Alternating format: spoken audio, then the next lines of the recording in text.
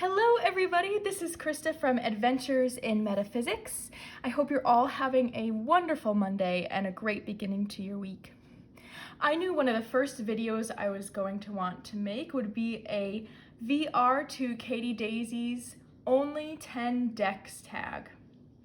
So the concept of this video is basically paring down your collection to, if you absolutely had to choose, what would be the 10 decks that you would keep and get rid of the rest? So I'm just going to get right into it and try not to talk forever about every deck, but we'll see how that goes.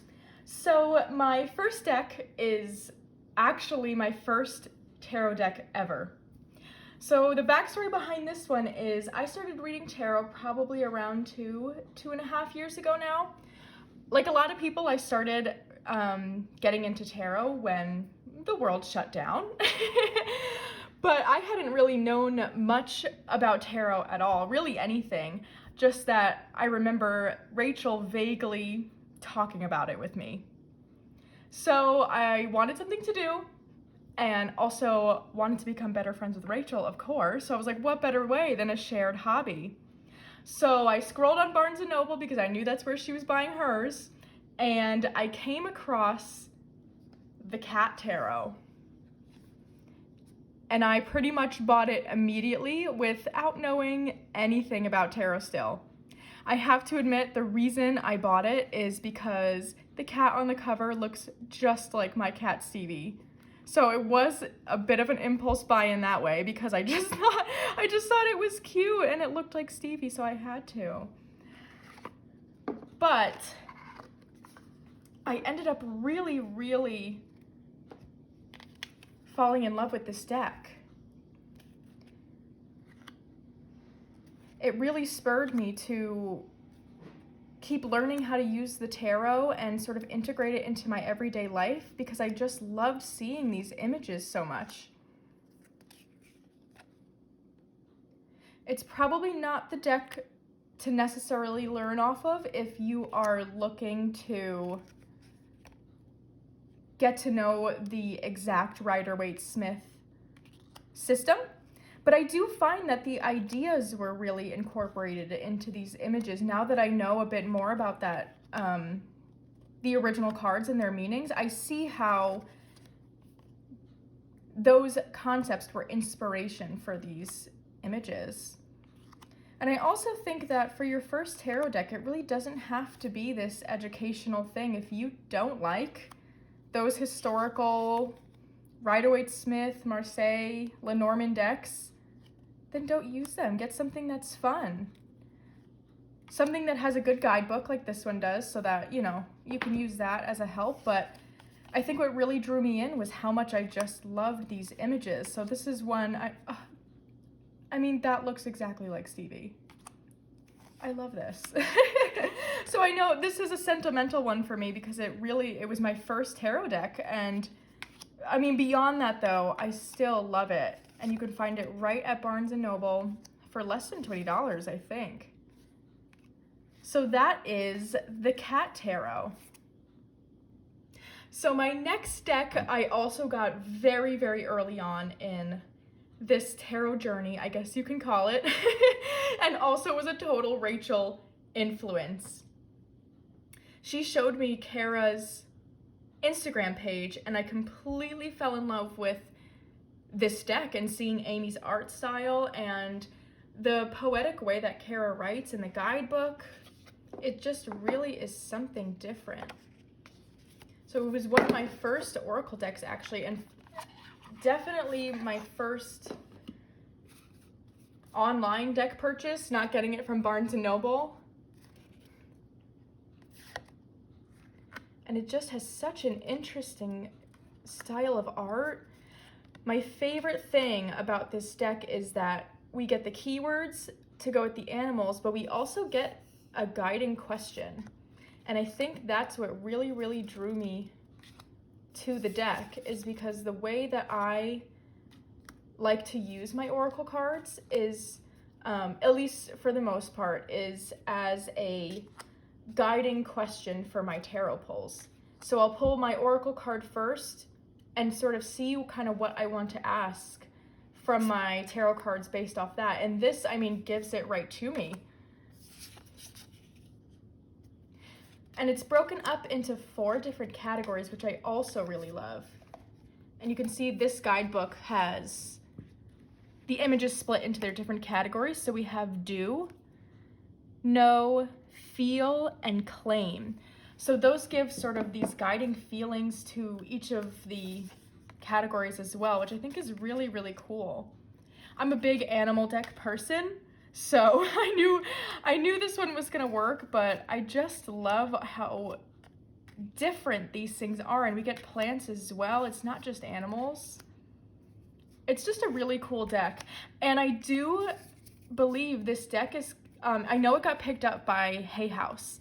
I believe in March it's coming out mass market, which I think is just so cool because that makes it so much more accessible, and I think this is one everyone would like. I think everyone could get something out of this one. So that is the Prairie Majesty Oracle. My next deck I want to show is one that's actually very new to my collection, but it soared its way to the top, you could say, very, very quickly. And it is the Monstero by Joanna Nelson. This is one I've really been looking at for a while and was just totally resistant to it. I thought I wasn't going to connect to the art style. I thought I would never get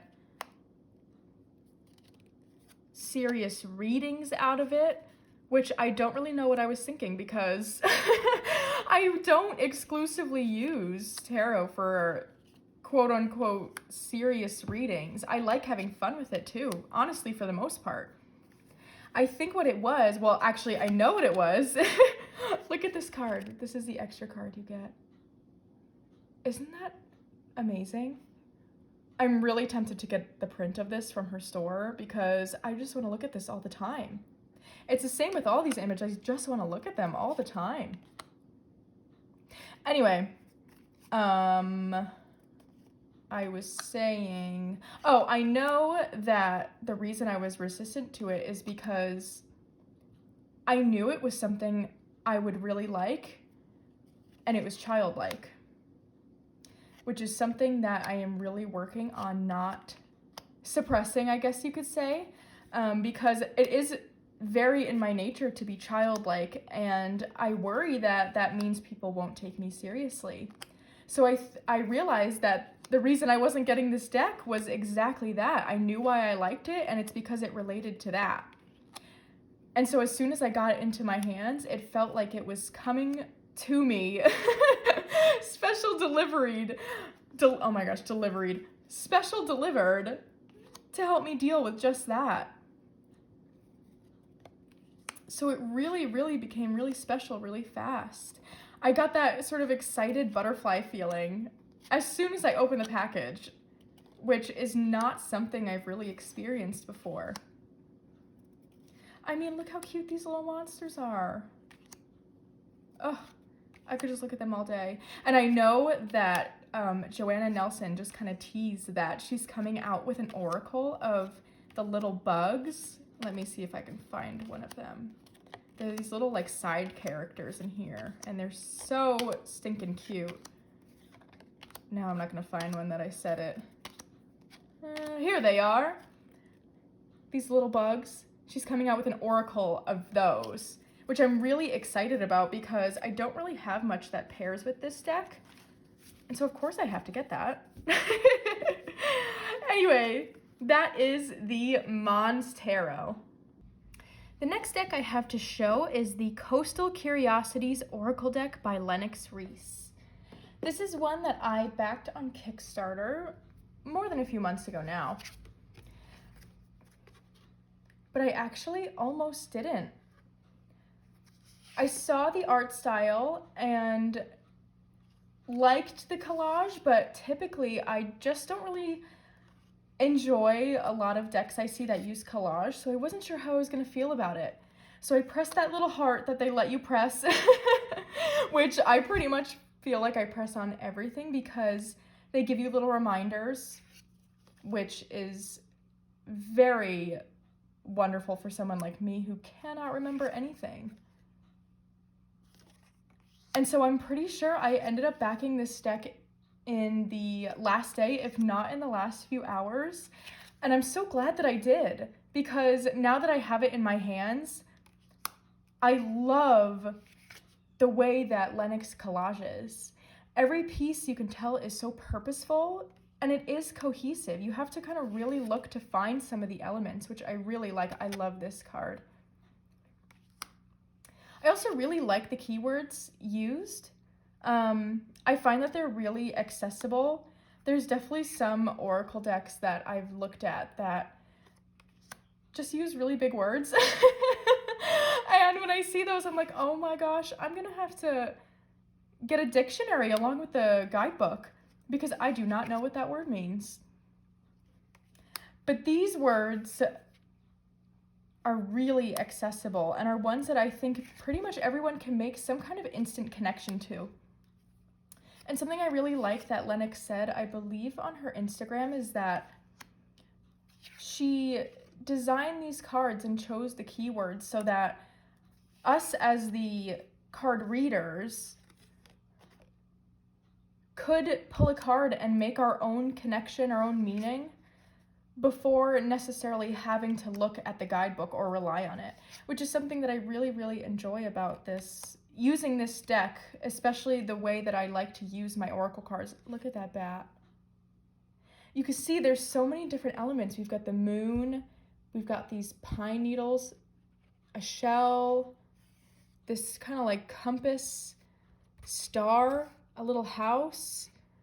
There's just so much to look at on each card, but it doesn't look busy when you pull them. Something actually that also came with the deck, before I forget to mention, are these, she called them the coastal charms. And they're Lenormand style cards almost. So in the guidebook, instead of the paragraph you get with the other cards, it just gives you 3 keywords, almost like a Lenormand deck. And I believe the purpose is to not necessarily pull these on their own, although you can kind of pull 3 and make a sentence like you would with Lenormand. Oh my gosh, I totally just tripped over my own words. Anyways, but to pair them with the regular oracle cards, which I just think is so interesting. And I do think that she might come out with a deck exclusively of more of the coastal charms, which I would be so excited about, because once I started to use them in that way, it really worked well, and I just really enjoyed using it. So that is the Coastal Curiosities Oracle deck. My next tarot is the Northern Animal Tarot. Now, this one I have in the printed bag because I did buy a damaged version. I'm guessing the box must have been damaged because there's nothing wrong with the cards. And I'm really glad that I did. This is one that I just felt really instantly connected to. I love the anthropomorphic animals. It gives really that kind of storybook feel, which is something that I love, considering I made a career out of looking at children's books all day. I would hope so.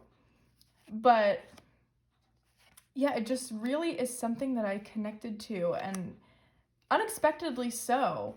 But again, I do really love animal decks. I think I prefer them over ones with people. I find it easier to place myself, actually. I think I find human figures just to be a little bit distracting for some reason.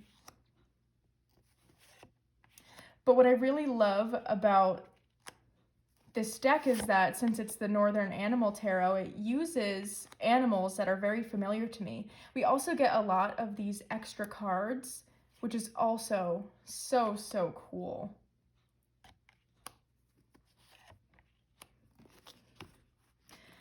The other thing included in the deck that I really enjoyed is that we get these spread cards.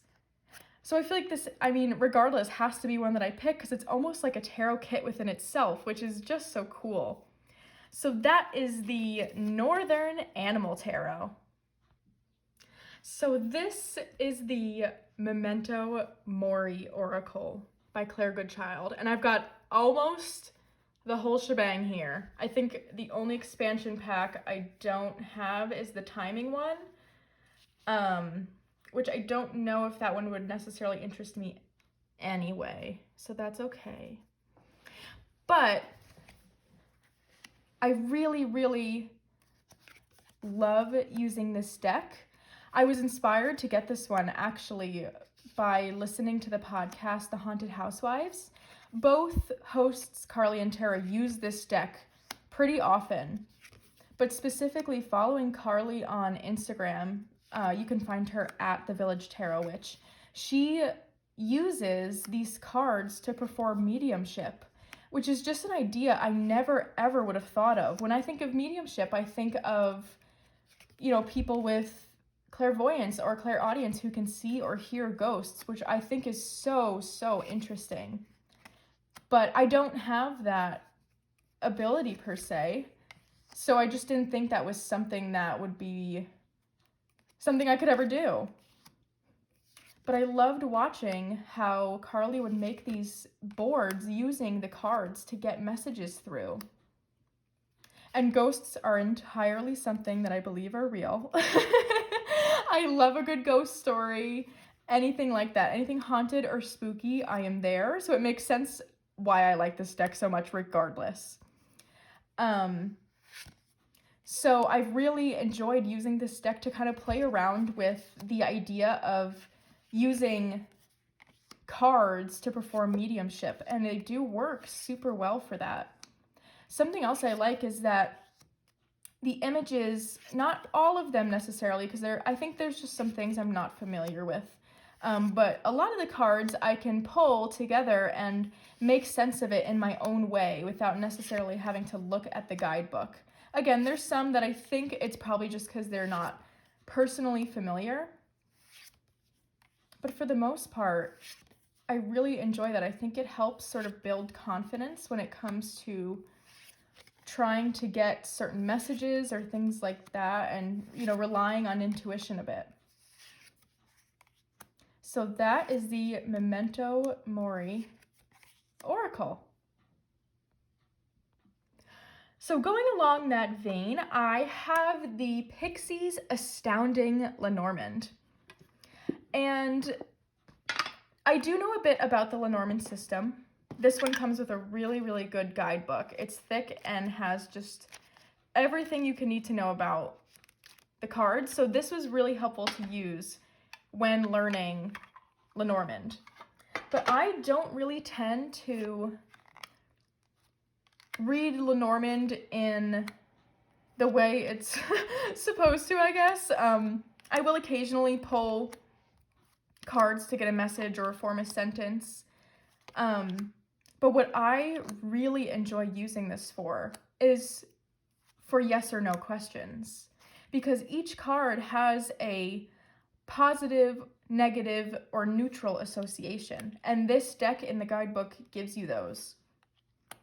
I really enjoy using it in conjunction with the Memento Mori, again, for kind of exploring mediumship through cards, because I have a lot of yes or no questions I want to ask. And you can't really do that with tarot or oracle.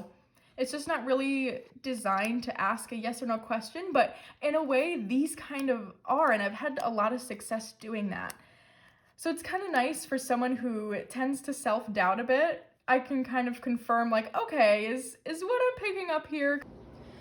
All right, you'll have to excuse the dishwasher noises in the background, but my camera decided to delete this section for some reason, so let's try this again. But my next deck is the Oak, Ash, and Thorn Tarot. And can we just take a moment to look at this bag, because how stinking cute are those little acorns as the tassels? Oh, I'm so proud of that. Anyhow, This deck is just beautiful. I'm sure it's one that we have all seen at this point. It seems to be just absolutely everywhere on Instagram right now, and rightfully so. What I love about this deck is just how detailed the pictures are. And like the Northern Animal, these are all animals that I could see in my own backyard, which is something that's really important to me when I'm getting an animal deck. What I really found interesting about these images is I felt like I really didn't even have to look at the keyword cards, which we are given these really cute little keyword cards. But you get so much out of the images plus some. I found that, you know, kind of studying these pictures a little bit, even just flipping through for the first time, I was picking up different meanings and layers to what I kind of already pinned the cards to be, which was really, really fun. I made a post on our Instagram with some of the cards. You could look at that to kind of see what I mean, but it's just so interesting. And I mean, the artwork is so beautiful. I love the squirrels. I am such a squirrel person. I have the cutest little squirrel picnic table outside where the squirrels will eat like the little nuts I leave out for them, and it looks like they're sitting at an actual little table. Oh, so cute. So this is the Oak, Ash, and Thorn Tarot. So this next deck might be a little bit of a cheat, but it is the Mini Divi Ghosts by Holly Audley. And the reason I say it might be a little bit of a cheat is because I know that Holly is planning on coming out with a whole series of these mini divis with all different topics, but you can either buy them separately, or the point might be to combine them into one super mini divi. So I had to include it because I love this deck, and the idea that I can have this big giant deck if I kind of catch them all kind of thing is just too exciting. And I love that these give you the keywords and then you get your meanings right on the bottom of the cards. So they're super, super portable because you don't need a guidebook. You just have to look at the cards. And usually I don't necessarily love quotes on cards, but these all just work. And you get such a message just from these little sentences. It's amazing. I just love these, and I just love her illustration style. The other thing I really, really enjoy that Holly seems to focus on is making these very accessible. I think this might have cost maybe $20, which is really cool to see an indie creator able to do that, because I am definitely an indie deck lover. I love mass market decks too. I mean, really anything, but I do love indie decks. But the downside of those are that they're gonna come at a high price point. I love supporting these artists, and I think it's really, really admirable, these huge undertakings they take to publish their own decks. So of course that's gonna cost some more money, but that isn't always super attainable. So getting a little deck like this that costs 20 bucks is amazing. And I'm so excited to see the rest of them and kind of fit them together into one big deck. That is just the most exciting idea. So that is the Mini Divi by Holly Audley. Okay, we are up to my last deck. Hopefully I haven't been just absolutely blabbering through this video, but this last one is a really, really special one. It is the Hilda Tarot Tiles by Jamie Sawyer and Esther Joy, which just combines so many different loves I can't even begin. But I love the Wildly Tarot podcast with Esther and Holly, and the fact that I get to have her deck in some form because I wasn't able to get the tarot deck. But this was actually a late Christmas housewarming gift from my boyfriend. So it's really, really special because I was honestly surprised that he even remembered about them because I didn't remember mentioning them to him, which seems to be how it goes. But he did remember. And so being surprised with a gift like that was just so special. And these really are such little pieces of art. You can see the detail that went into crafting each of these tiles. And it's just so cool. They're so durable. And I mean, listen to that noise. Is that not so good? I feel like that's half the fun, is just the noise it makes. But I love the images on these cards. I love Hilda on these. They just feel like such an awesome collectible, but great tool to use. And it's just such a special deck. I made a crocheted kind of sack that I could shake them around in, but I also purchased one of Moonlit Faye's Hilda bags to go with it so that it can kind of stand up on my shelf better. So that just feels super, super special, and I still can't believe it's real that I have these because they are just so amazing. But that is the Hilda tarot tile set. Okay, I hope you all enjoyed seeing my only 10 decks. I had a lot of fun filming it. Hopefully it didn't get too chatty. Sometimes I just cannot help myself.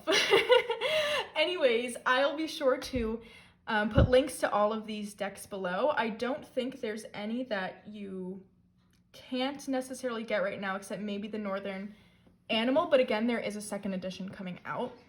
And I will also put links to Rachel and I's Instagram, so feel free to follow us there if you want to see some of our daily card pulls or just some of our fun images we take, and definitely subscribe if you would like to see more, and we'll be back soon.